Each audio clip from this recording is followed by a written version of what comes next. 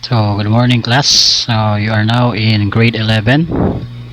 So, hope you're fine besides the pandemic that struck our country and the world.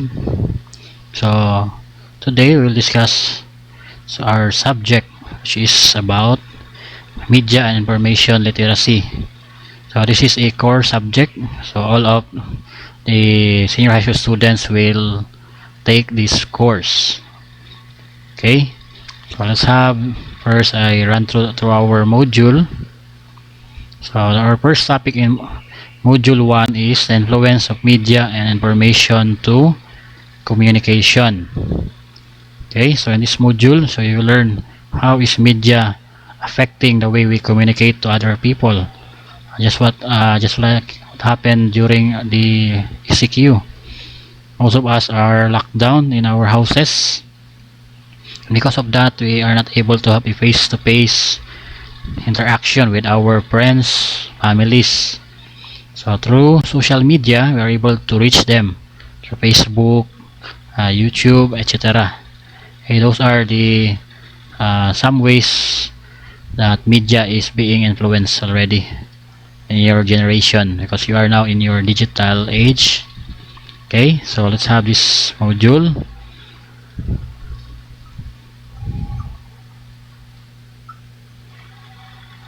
So let's have our competency for this topic. So at the end of this module, you're expected to study communication as a process and how it is influenced by media and information. Then number 2, create a log that that reflects their current use and interaction with media and information and the effects and influence of this in their communication.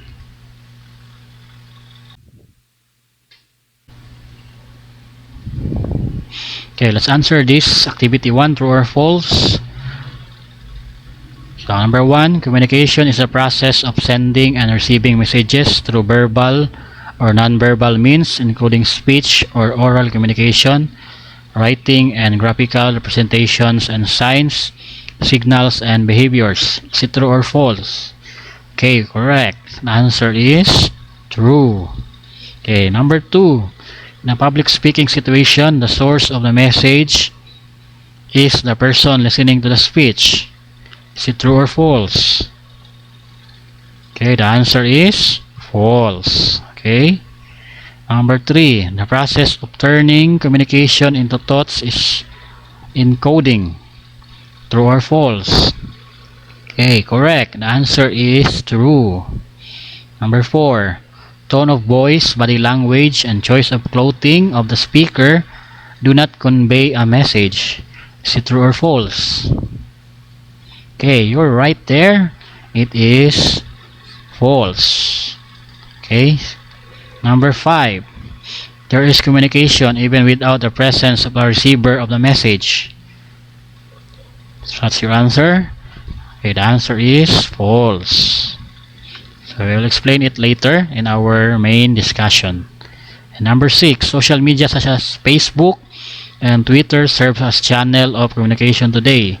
True or false? Okay, correct answer is true. 7, feedback provides an opportunity for the audience to ask for clarification, to agree or disagree, or to indicate that the source could make the message more interesting. The answer is true. And number 8, psychological noise is what happens when your thoughts occupy your attention while you are hearing or reading a message. The answer is, okay, that is true. Number 9, your thoughts or mood can interfere the way you receive a message. The answer is, okay, correct, that is true. 10, noise has no effect on the communication process. Okay, that is very obvious, that is false. Number 11, stereotypes, reputations, assumptions, and biases are interference to communication. Okay, correct. The answer is true. Then 12, social media provides great ways to connect, interact, and communicate with friends and family while living separately. Okay, correct. The answer is true. 13. Since social media pose some threats to the user, it's good not to use social media at all. The answer is false. Okay, 14. Being a responsible media user is a way to hold a positive or at least a neutral effect of media in our life. The answer is true. Then last number 15. Biased media help in the proper dissemination of information and communication. The answer is false. Okay, so I hope you got all the items correctly. You got 15 out of 15. So you submit your answers to me in my Gmail account. Okay, so so you see on the screen. Okay, let's now go to our lesson. So media information technology, bridges for communication and information. We are now in the 21st century where people are dependent on media and information technology. Waking up in the morning, some of those with smartphones would first check and reply texts on the phone or messages from Facebook Messenger. Others would scan first what's on their social media pages to gather information or entertain ourselves. We glue ourselves to television and radio or go to nearby internet cafes, to Google or to YouTube. The things that interest us or things we want to know. Okay, let's have this activity to what's in. So the media gadgets I use. So again, so you answer this in the Microsoft Word. So you answer these questions. So what media information gadgets or tools do you use to connect with people? And question number 2. What media information gadgets or tools do you use to get information and knowledge? And third, what media and information gadgets or tools do you use to share information and knowledge? Okay, so that is activity 2. So you submit your answers to me. Okay, so just put it in one Word document, activity 1 to 5. Okay, in this module. Okay, what's new? Activity number 3. Part but never alone. So we have here a article from Rappler.com.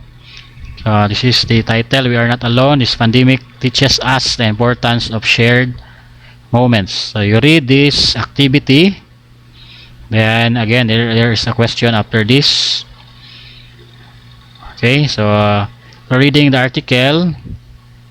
So on a separate sheet of paper, write your experiences in connecting with people during this pandemic and the things you learn. Highlight the value of proper communication and right access to information. Okay, so you write your answer again in a Microsoft Word. So this is essay type. Okay, so you write it. It's activity number 3. Okay, okay, what is it? So let's now go to our main discussion. So what is communication? Communication is simply the act of transferring information from one place, person, or group to another. It is a process of sending and receiving messages through verbal or non-verbal means, including speech or oral communication, writing and graphical representation such as infographics, maps and charts, signs, signals, and behaviors. At its core, communication is the use of messages to generate meaning both within and across a myriad of cultures, contexts, channels, and media. Through the effective practice of communication, we are able to improve cultural, social, personal, and professional experiences, whether between individuals, enterprises, or even nations.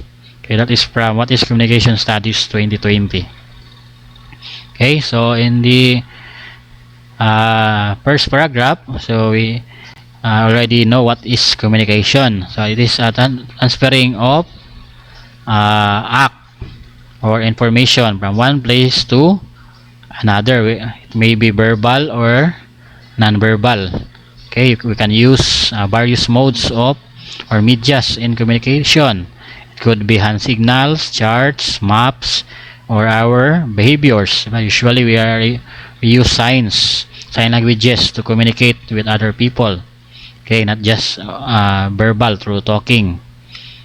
You can use also nowadays social media to communicate. Okay, so in this communication, so let's now study the communication process. So what is communication process? So this is the diagram illustrating what happens in the process of communicating to other people. So we have here the sender, then the receiver, then we have here these parts. Okay, we have in this rectangle shape. Okay, so from sender, or the source of the message, he encodes his message. Okay, so he encodes it. So it could be anything like an idea, thoughts, etc. Okay, then he uses channel, or which media will he or she use in sending his message. It could be in Facebook Messenger, Facebook Live, YouTube, etc. Then I go now to the process of decoding. So the receiver will decode, so will analyze what is his message all about. Okay, so that is now, and then it will be absorbed by the receiver. Then the receiver will have its feedback if he understood the message. Okay, and the feedback goes back to the sender.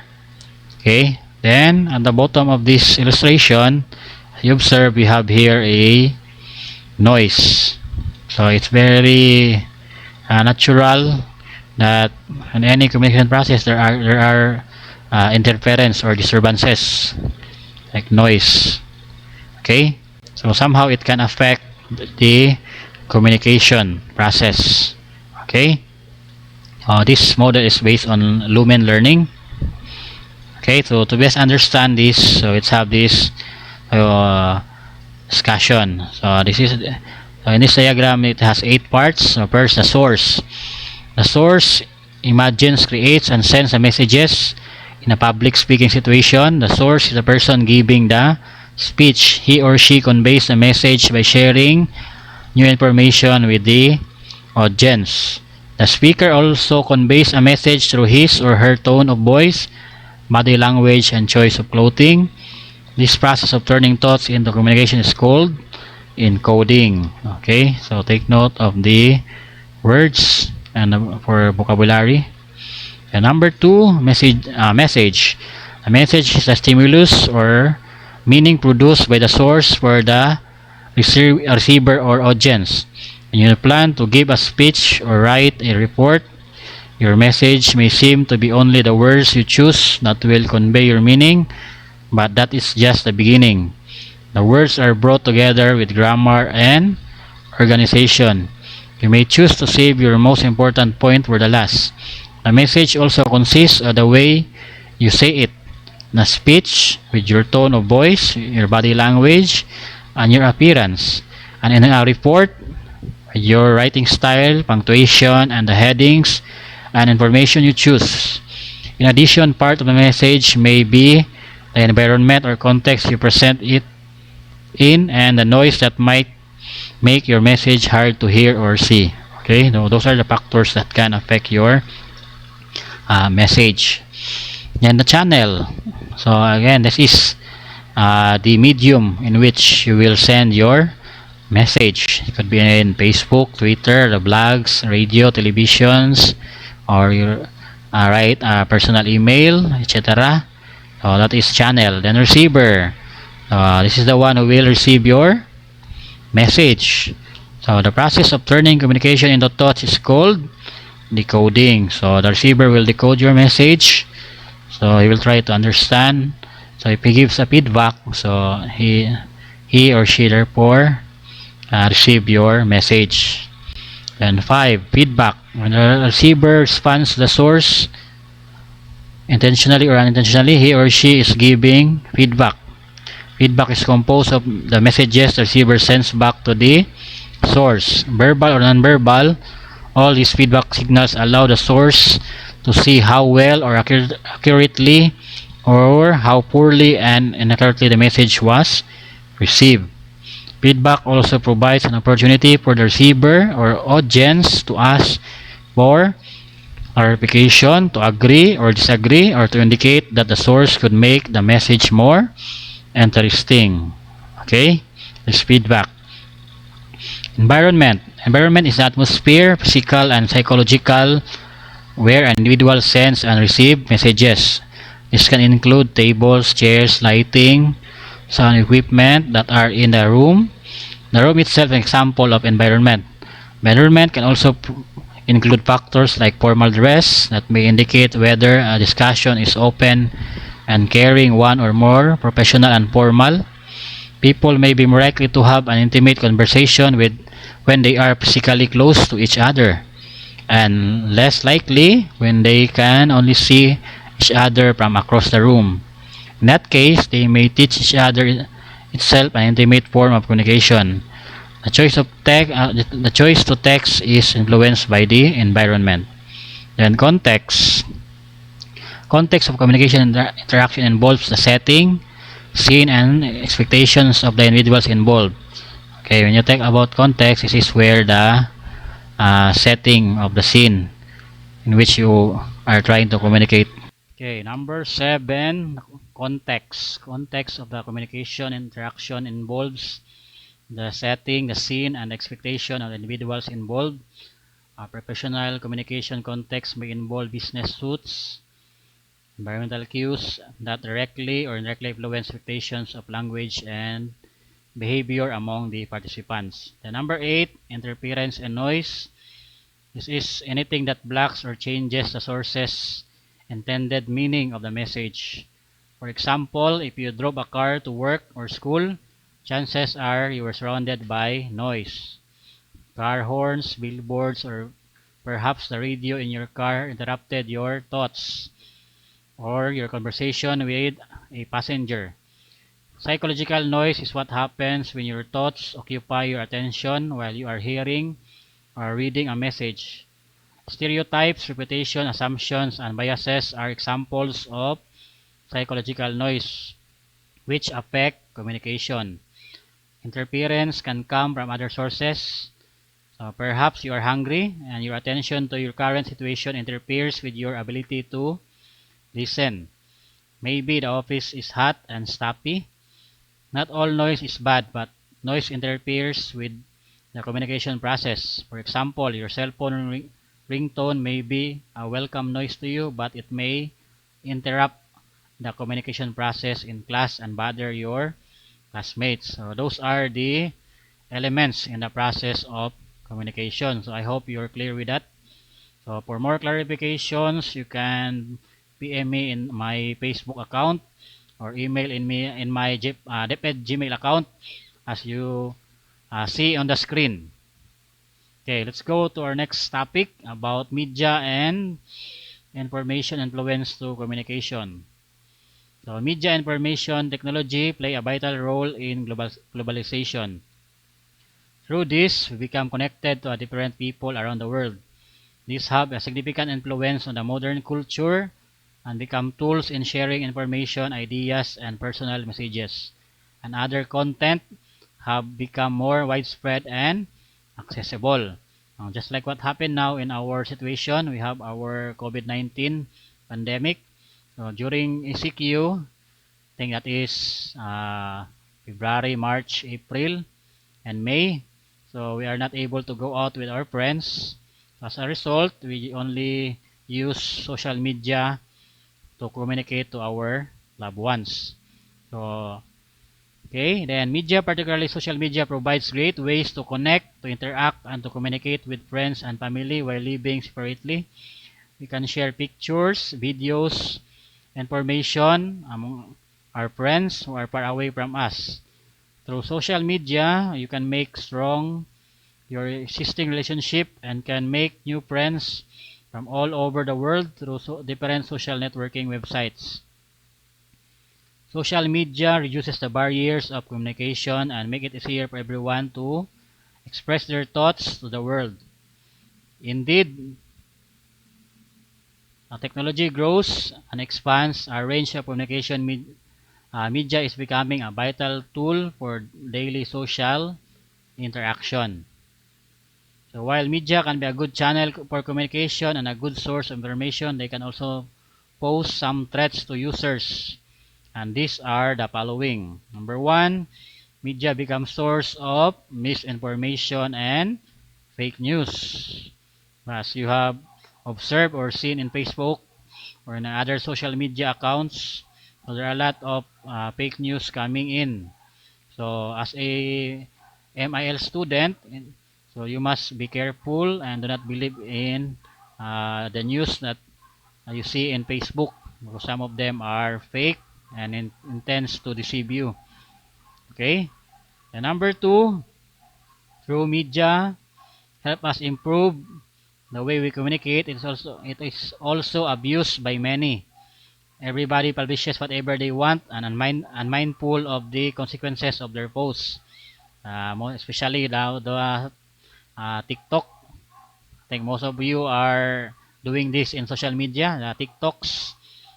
Okay, most of the students nowadays or the teens are overexposed to this app, so they show their forbidden parts in their body, which is not very good in publishing in social media.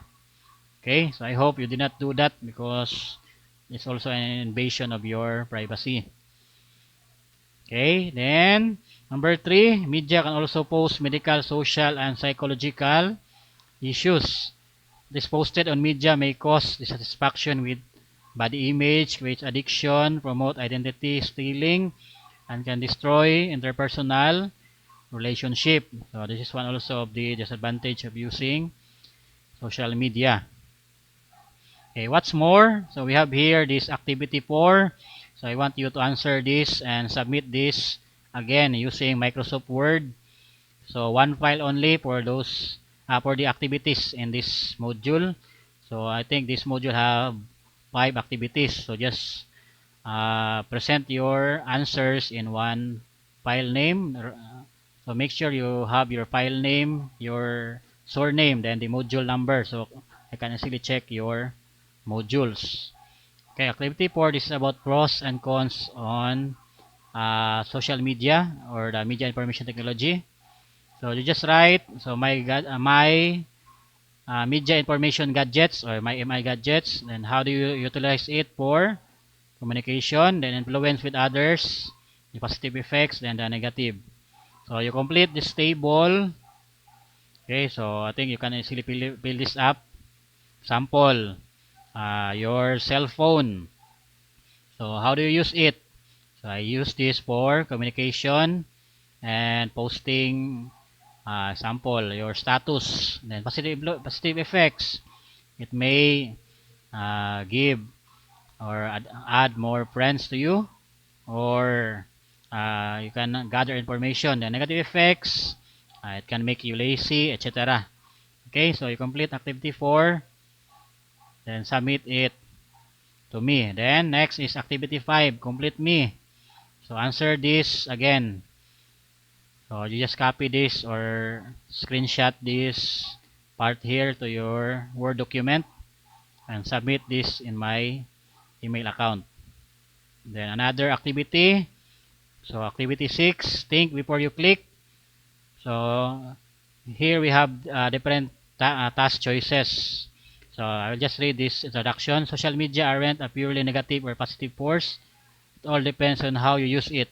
So if you want it to hold a positive or a neutral place in your life, it's for you to take measures to use social media responsibly. Below are the activities that you will do to show how to be a responsible social media user. So in this task, you just select the among these choices. So we have A to E. So in the first task, so make a poster campaign for responsible use of media. So if you want this task, you can have this. Then letter B, compose a song, a poem expressing how to be a responsible media and information user. So it's up to you. So I leave it to you. What task will you choose? Is it A, B, C, or D? Okay. So for this drawings or songs. So you can write it in your paper, then picture it, then attach it to your Word document. Okay, is it clear? Then this is the rubric on how I will grade your performance. So now 5, demonstrate a complete understanding of the task and all the requirements of the task are included in the response. 4, demonstrate considerable understanding of the task and requirements of the task are included. Then lastly 0, no response or task not attempted.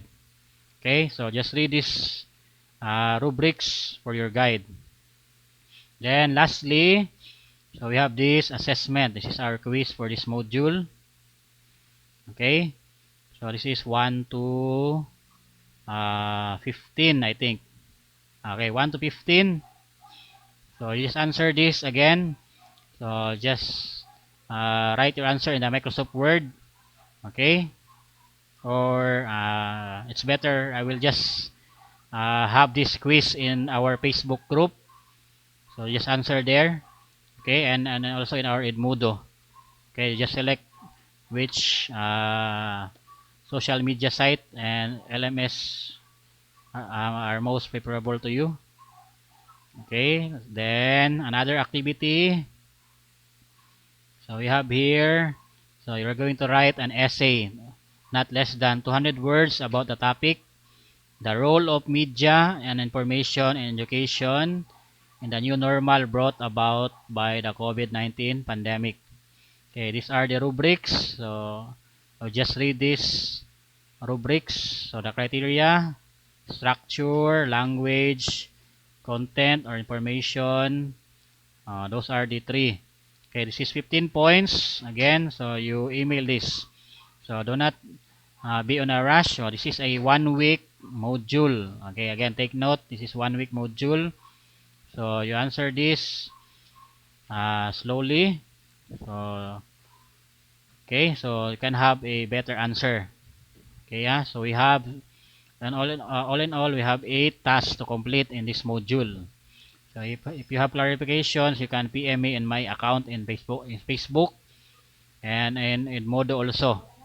Okay? So goodbye and have a nice day.